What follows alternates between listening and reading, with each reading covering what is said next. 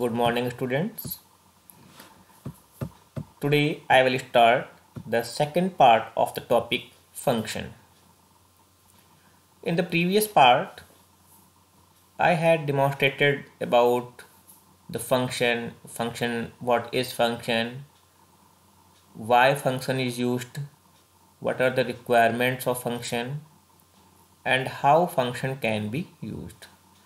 इसमें मैंने आपको पहले से बता रखा है पिछले पार्ट 1 में कि फंक्शन को अगर आपको इम्प्लीमेंट करना है अपने प्रोग्राम में तो इसके लिए आपको 3 बातों का जानना बहुत ही आवश्यक है। पहला function declaration, then function definition and the third one is function calling. मैंने आपको प्रीवियस वीडियो यानी कि पार्ट 1 में लास्ट स्लाइड में ये बताया था कि these are the 3 basic elements of a function. Function की नीड क्या है, रिक्वायरमेंट क्या है, क्यों यूज़ करते हैं, ये सारा मैं आपको पार्ट 1 में ऑलरेडी बता चुका हूं। तो मैं यहाँ पर अब स्टार्ट करूँगा फंक्शन को इम्प्लीमेंट कैसे करते हैं यहाँ से, और फिर इसको आपको सी लैंग्वेज में इम्प्लीमेंट करके भी दिखाता हूँ।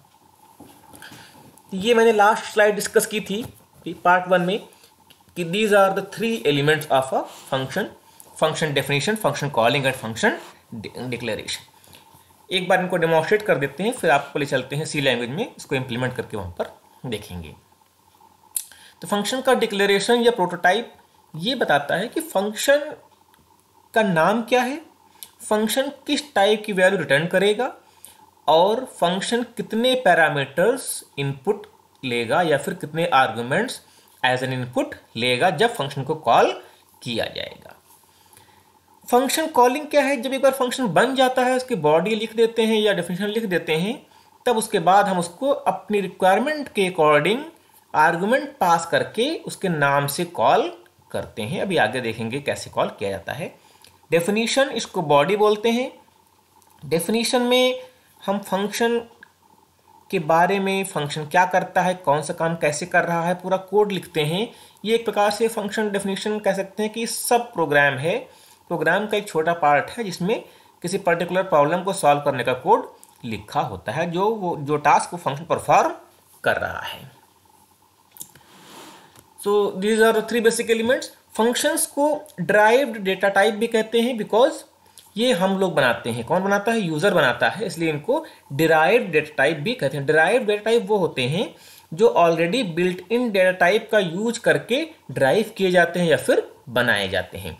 तो चूंकि जो डेटा टाइप बिल्ट इन है, इंट, फ्लोट, कैर, इनका यूज करके हम अपना एक नया फंक्शन बनाते हैं, या जो फंक्शन ऑलरेडी बने हुए हैं उनका भी यूज कर सकते हैं। तो उनका यूज करके अगर नया फंक्शन बनाते हैं तो ऐसे फंक्शन को बोला जाता है यूजर डिफाइंड फंक्शन या फिर derived data types.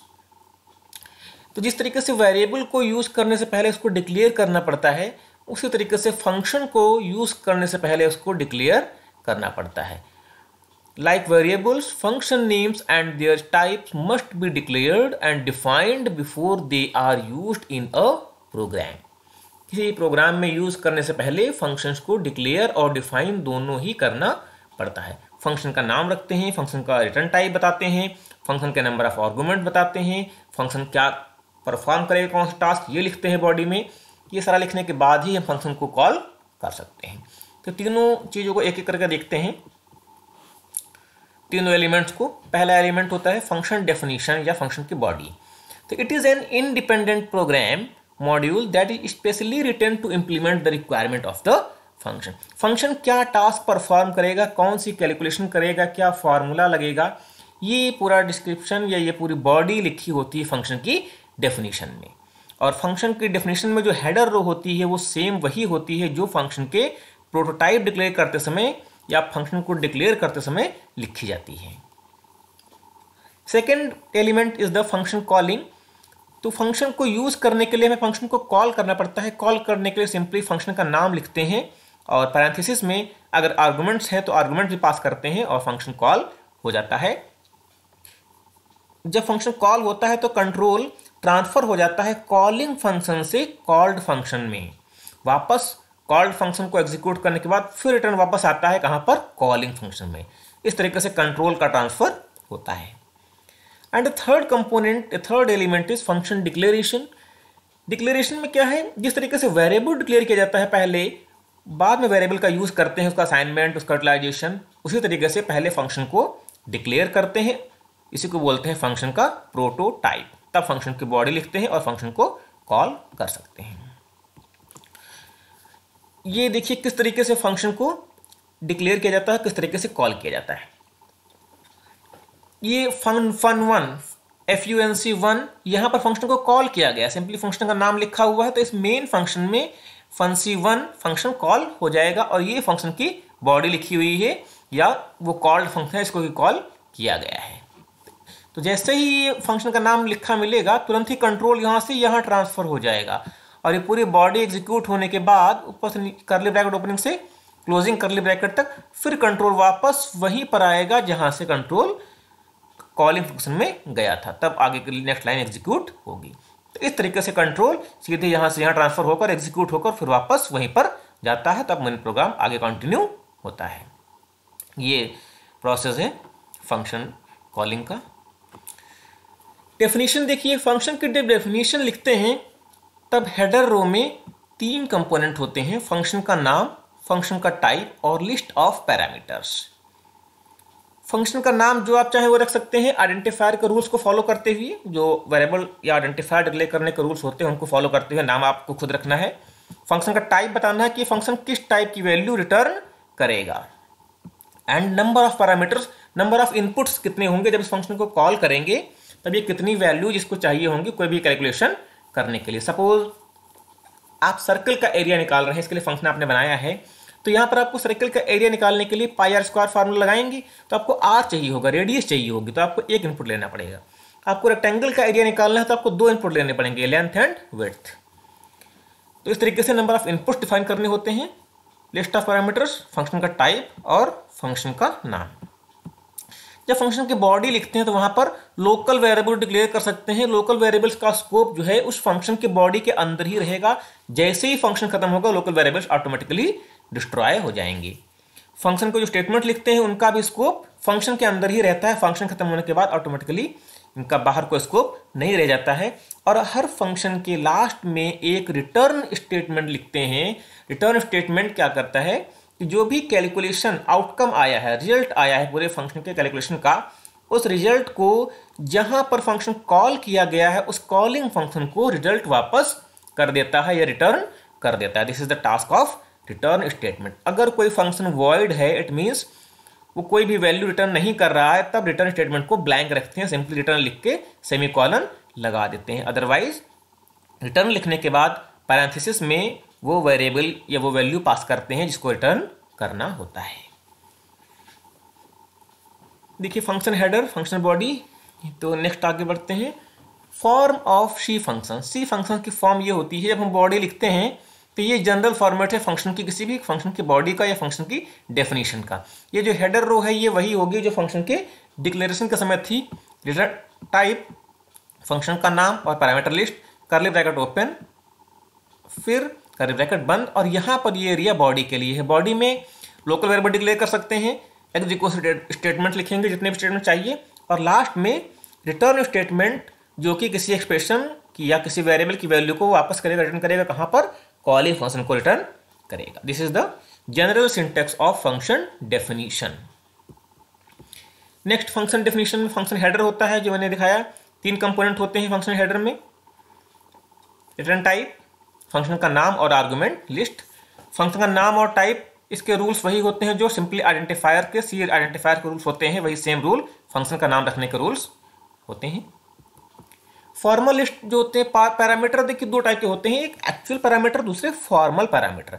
Actual parameter जो फंक्शन की कॉलिंग में यूज होते हैं, जब फंक्शन को कॉल करते हैं तब जो पैरामीटर यूज होते हैं, these are called actual parameters.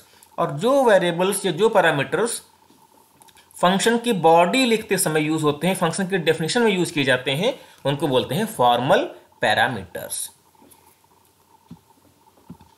तो एक्चुअल पैरामीटर हमेशा कॉलिंग में यूज होते हैं। इस फंक्शन को कॉल किया गया, ये फंक्शन को यहाँ पर डिक्लेयर किया गया है या डेफिनेशन लिखी गई है इसकी, तो ये पैरामीटर कैसे हो गए, फॉर्मल हो गए।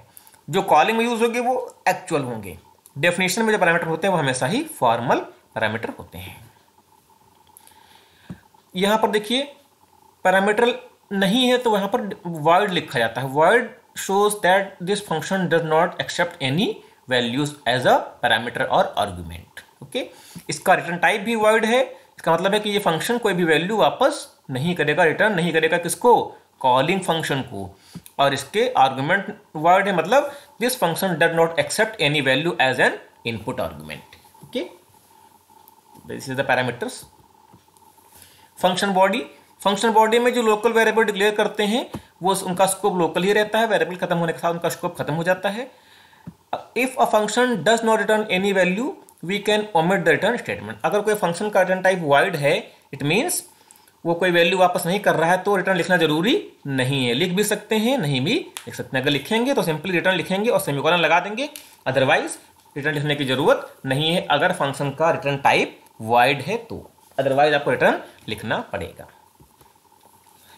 रिटर्न लिखना पड़ेगा तो रिटर्न लिखने के दो तरीके हैं। अगर फंक्शन void है तो आप रिटर्न ऐसे लिखेंगे, रिटर्न सेमीकोलन।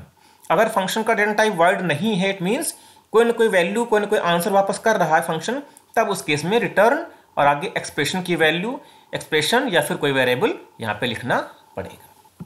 तो अ फंक्शन मे और may not send back any value to the calling function. ठीक, तो रिटर्न का यूज ये होता है। ये फंक्शन के तीनों एलिमेंट्स हैं, फंक्शन डिक्लेरेशन, फंक्शन डेफिनेशन और फंक्शन कॉलिंग। अब इनको सी लैंग्वेज के कंपाइलर पे, टर्बो सी पे चेक करते हैं या इंप्लीमेंट करके देखते हैं कि फंक्शन का प्रोग्राम किस तरीके से बनाया जाता है। तो फैक्टोरियल का प्रोग्राम हम लोग बनाएंगे यूजिंग फंक्शन। वीडियो अगर पसंद आएगा तो लास्ट में लाइक करना ना भूलें। Let's try on C compiler. तो पहले सी कंपाइलर ओपन कर लेते हैं और फैक्टोरियल का प्रोग्राम बनाएंगे। फैक्टोरियल का प्रोग्राम बनाने के लिए हमें अलग से एक फंक्शन बनाना पड़ेगा जिसका नाम हम लोग फैक्ट रखेंगे। इस फैक्ट फंक्शन में फैक्टोरियल को निकालने का सारा कोड लिख देंगे और मेन फंक्शन में इसको कॉल कर लेंगे। तो ये मैंने यहाँ पर फैक्ट नाम से एक प्रोग्राम टाइप कर रखा है, मैंने बनाया है जस्ट नाउ। देखिए यहाँ पर दो हेडर फाइल लगाई गई हैं, फिर मेन फंक्शन ओपन हुआ है। मेन हमेशा void होता है। दो वेरिएबल लिए मैंने, int n और int f।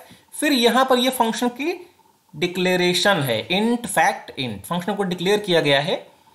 उसके बाद CLR फंक्शन लगाया गया है। फिर हमने एक मैसेज दिया है एंटर नंबर, और उस नंबर को n में स्कैन कर लिया है या फिर रीड कर लिया है। फिर मैंने सिंपली फंक्शन को कॉल किया है, f is equal to fact n।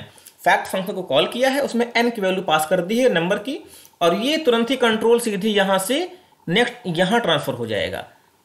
जब ये पूरी बॉडी एग्जीक्यूट हो जाएगी फंक्शन की, तब वापस फिर यहाँ आएगा और जो भी आंसर आएगा वो f में असाइन हो जाएगा। तब printf की बारी आएगी और यहाँ पर वैल्यू printf f की वैल्यू प्रिंट कर देगा। तो ये हो गया हमारा, ये इस लाइन में है फंक्शन का डिक्लेरेशन या फंक्शन का प्रोटोटाइप। जब हम प्रोटोटाइप डिक्लेयर करते हैं तब प्रोटोटाइप डिक्लेयर करते समय जो आर्गुमेंट्स हैं उनका नाम देना जरूरी नहीं है, नाम ऑप्शनल होता है। आप दे भी सकते हैं या फिर नहीं भी दे सकते हैं। वेरिएबल का नाम या आर्गुमेंट का नाम नहीं जरूरी है, लेकिन आर्गुमेंट का टाइप देना कंपलसरी है। टाइप आपको यह बताना पड़ेगा, मैंने बताया है। टाइप क्या है इसका, इंट। एक आर्गुमेंट होगा इस फंक्शन में जब इनपुट जब कॉल करेंगे, और उसका टाइप क्या होगा, इंट होगा। नाम यहां पर देना जरूरी है। ये फंक्शन की बॉडी है। बॉडी में देखिए ये मैंने बीच में कमेंट लगा रखा है लाइन डिफरेंशिएट करने के लिए। ये जरूरी नहीं है, सिर्फ आपको दिखाने के लिए है कि वो मेन फंक्शन है और ये फैक्ट फंक्शन है। तो ये फैक्ट फंक्शन मैंने बनाया हुआ है। देखिए इसमें यहां से यहां तक है।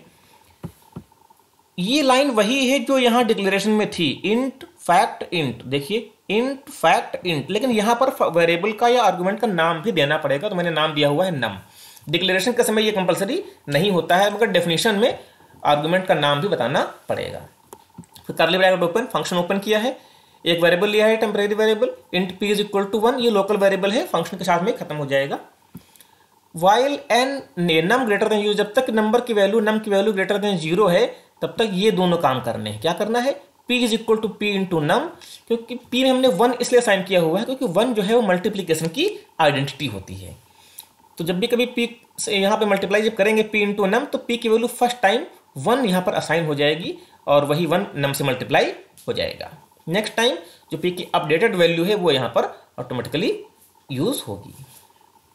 मल्टीप्लाई होने के बाद फिर नम की वैल्यू एक डिक्रीज हो जाएगी और अगेन चेक होगी, अगर नम की वैल्यू ग्रेटर देन 0 तो फिर से दोनों काम होंगे। ये प्रोसेस बार बार रिपीट होता रहेगा, लूप चलता रहेगा जब तक कि नम की वैल्यू ग्रेटर देन 0 है।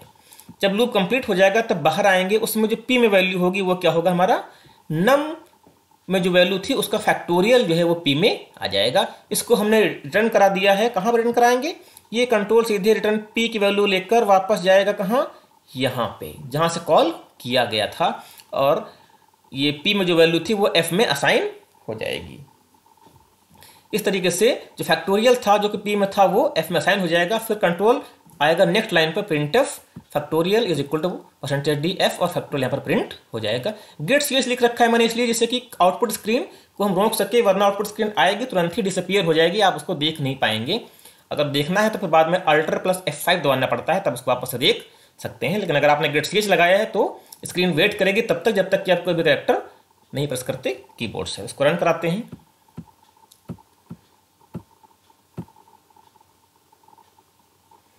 एंटर नंबर, मैं नंबर दिया 5, enter factorial is equal to 120। तो ये है आपका फैक्टोरियल यूजिंग फंक्शन। ये सिंपली फंक्शन बना रखा है। ये आपकी फंक्शन की बॉडी हो गई, दिस इज द बॉडी या फंक्शन डेफिनेशन। एंड ये क्या है, फंक्शन कॉलिंग, फैक्ट कॉल किया गया है, और ये फंक्शन का प्रोटोटाइप या फिर फंक्शन का डिक्लेरेशन। तो यही 3 चीजें आपको समझनी है एक फंक्शन के प्रोग्राम में। फंक्शन का डिक्लेरेशन जो कि यहां पर किया गया है, फंक्शन की कॉलिंग जो कि यहां पर की गई है, और फंक्शन की डेफिनेशन जो कि यहां पे लिखी गई, this is the definition of a function. Function की डेफिनेशन हमेशा ओपनिंग करली ब्रैकेट और क्लोजिंग करली ब्रैकेट में क्लोज रहती है। ओके, तो आई होप आपको मेरा वीडियो पसंद आया होगा।